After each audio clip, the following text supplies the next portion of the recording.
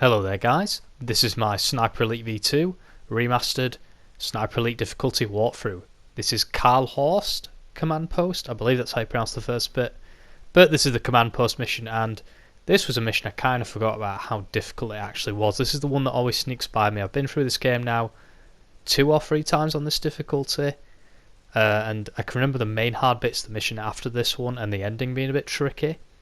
Although when I most recently did it, it wasn't tricky, the last mission that is. But this one I always seem to forget about. This mission's quite a breeze until the very end. This first bit's a bit tricky, but it's actually a relatively short mission. You'll notice it's only 18 minutes, this video.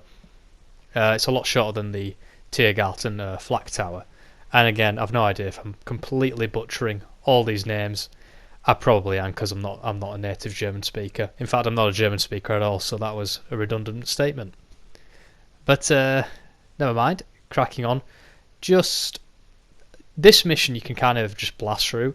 There's a lot to kind of explore, and I just sort of hug the left. I go like, yeah, just hug the left. That way I can take out the tank without involving anyone, because you can go on a whole side route on the right where there's a downed plane. But this route I find avoids most of the enemies and allows me to get down to take out the tank and get in the command post relatively pain-free. It's going to be painful anyway, this mission, because you've got to go noises. So my recommendation, you may have seen at the start, do not equip with a well rod. Go with a Colt M1911. If you do, it's not the end of the world, obviously. It's not the main weapon, but I would say go with it because it's very powerful and you can take out enemies with it. But I hope you all are doing well, still following this walkthrough.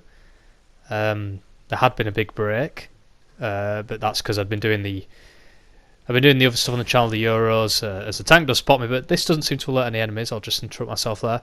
So you can still take out this tank relatively easily. It's my shot that alerts it, but I don't think you get any sound cover on this mission. I could be wrong about that though. But there is going to be a death here, because what I do is I take out the tank, I come here. Unfortunately I got snuck up on by some Russians, so I decided to put a landmine down by that doorway. I will do in a second. I promise you I do. There you go. And I choose to just snipe them from here. So it's just standard Sniper Elite V2 stuff, getting those awesome kill cams with an awful shot like that. That one's better. But anyway, as I was saying, guys, as I just adjust myself here. Right, there we go. As I was saying, this obviously is walkthrough got delayed somewhat, because it should have been done a long time ago now. It's been a while since I played this game, but I took a bit of a break. I felt that sometimes a break is needed to refresh the mind. You know, the QPR series finished. That was a big thing for the channel, and then there was this guy comes straight for me. So you got to pepper in the PPSH. So just be wary of that.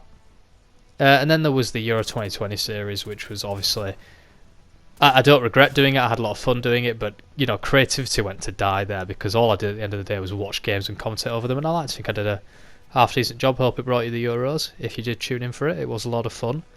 But it kind of took the wind out of my sails a bit, and it was a big commitment, having to set up all the games, do all the formations for every team, all the tactics, just to try and get somewhat of a realistic or simulation-like of what the Euros could have been, if there hadn't been the COVID pandemic, of course, the apocalypse. It's a shame England went out so early, because I think that really killed a lot of my interest in it, and subsequently anybody that was watching it interested. I did get a Polish fan, I think, though, because Poland had an incredible tournament, got all the way to the semi-final, so that was kind of a shock and nice to see. Italy won it, which was a surprise. But regardless, because of that, I didn't really want to be just playing games.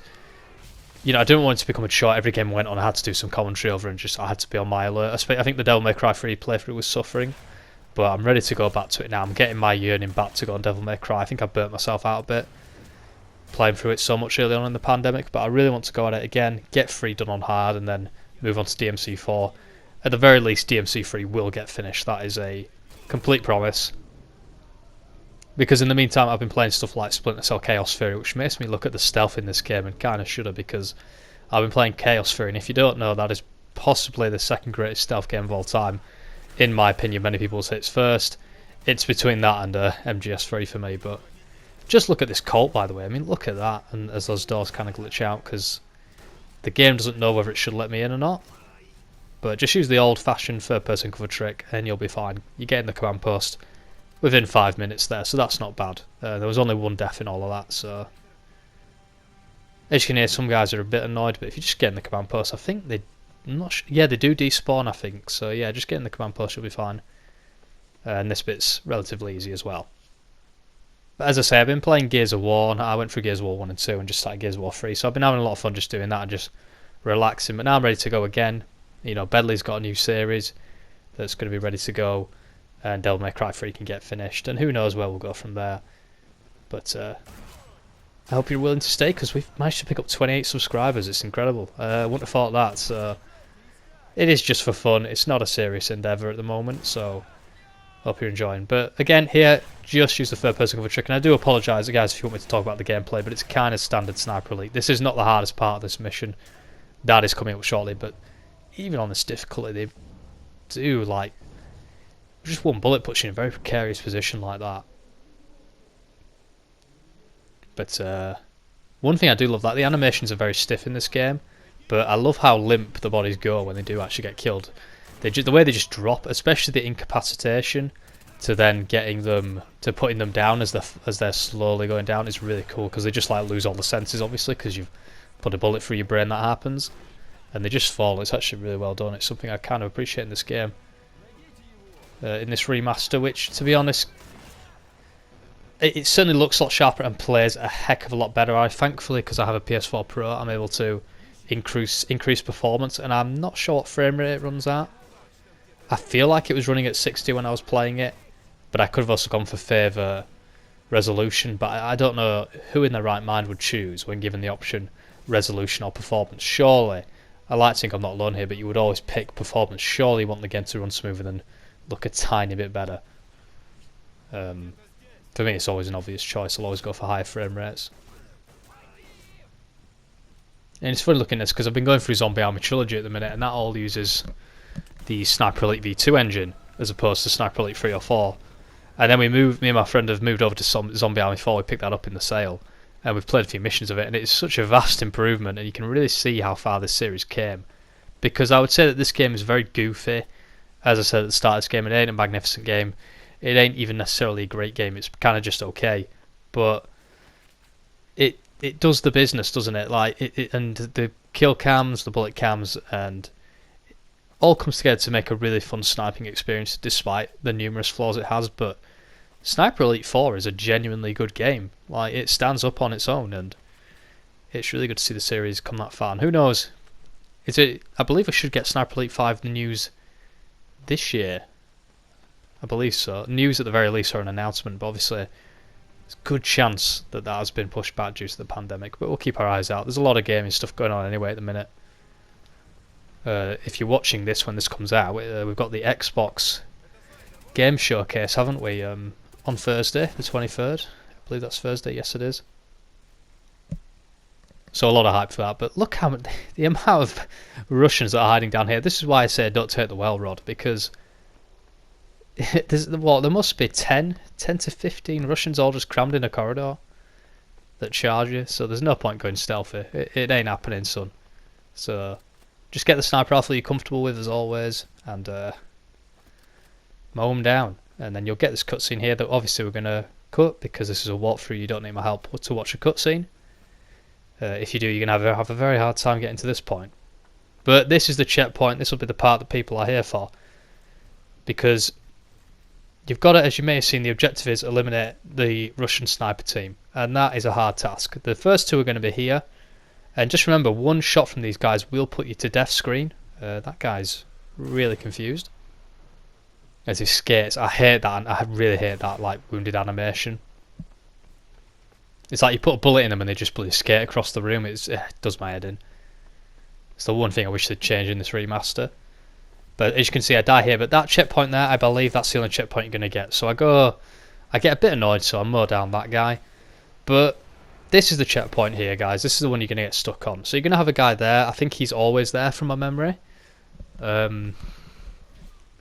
My recommendation for all this is take it slow. And that may seem really obvious, but you've just got it. You could be on this checkpoint for 15 minutes, but I think I had 2 deaths right at the start, but I never died again because I just took it slow. Did I have a few scares? Yes, of course I did.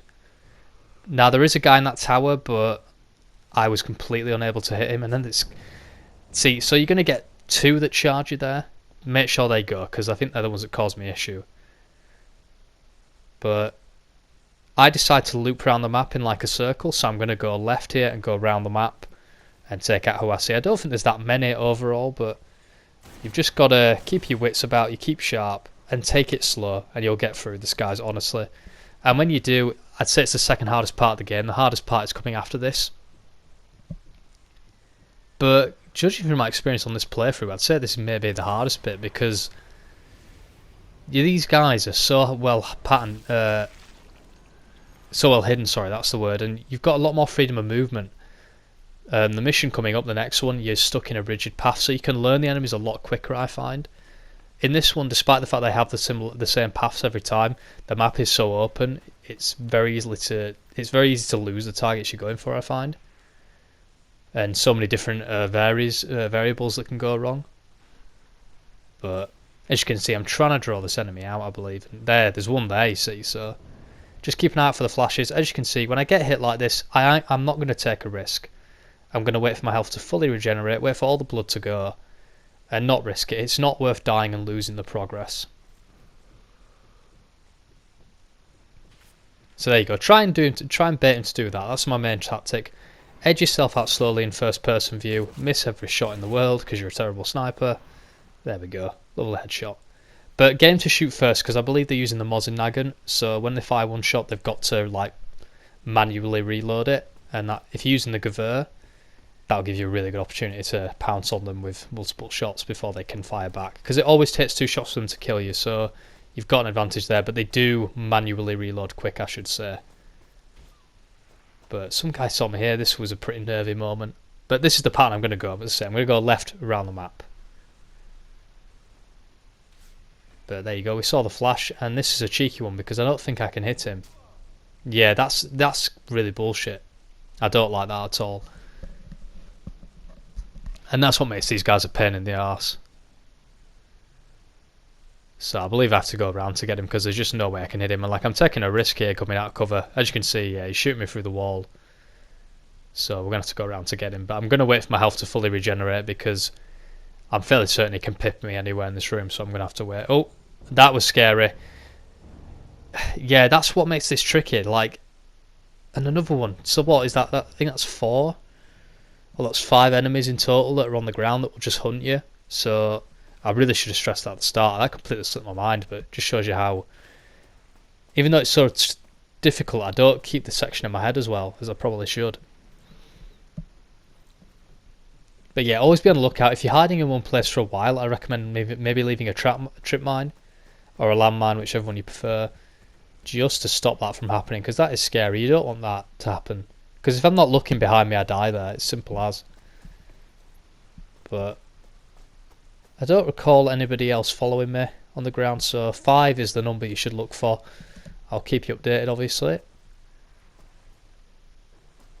But here's the down plane that I was talking about earlier, and there is so much route, because if you guys have ever done co-op and you've been going for the Platinum Trophy, you'll know there's a mode called Bombing Run, and you get to explore this map a lot more thoroughly than you do in the single player. And I just want to say that may be the worst trophy in this game, because there's only 3 bombing run maps, 3 or 4, and you've got to do 10 games of it. It's a really bizarre trophy. Another sniper down. That's the one who shot me through the wall, by the way. So one near the plane as well. But yeah, you've got to do 10 games of bombing runs, so we end up just doing the same map like 7 times.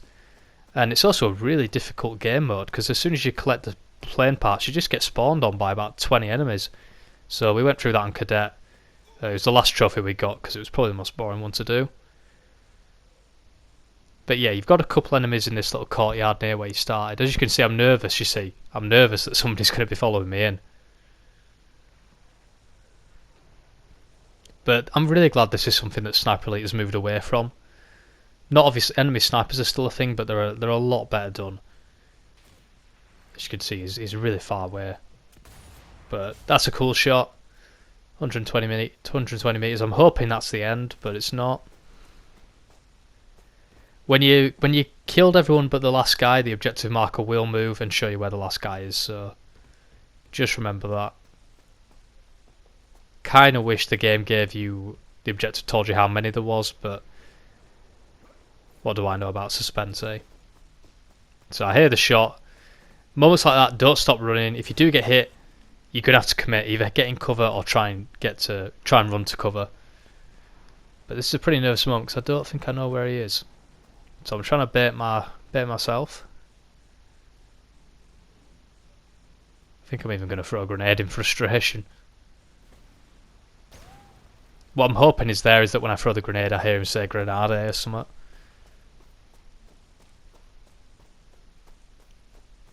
But just be careful when you're doing stuff like this, because you just never know what's around the corner. As you can see, we've not had a checkpoint in this entire period, and we started this six minutes ago and coming up to 7 minutes ago, so it's a long checkpoint. But as you can see, I'm trying to just get a better angle on him. That's all this endeavour is for. I think he's above me. Because you heard the bolt action, didn't you? It's a really weird placement, this one. Because I think you meant to get this guy last, ideally.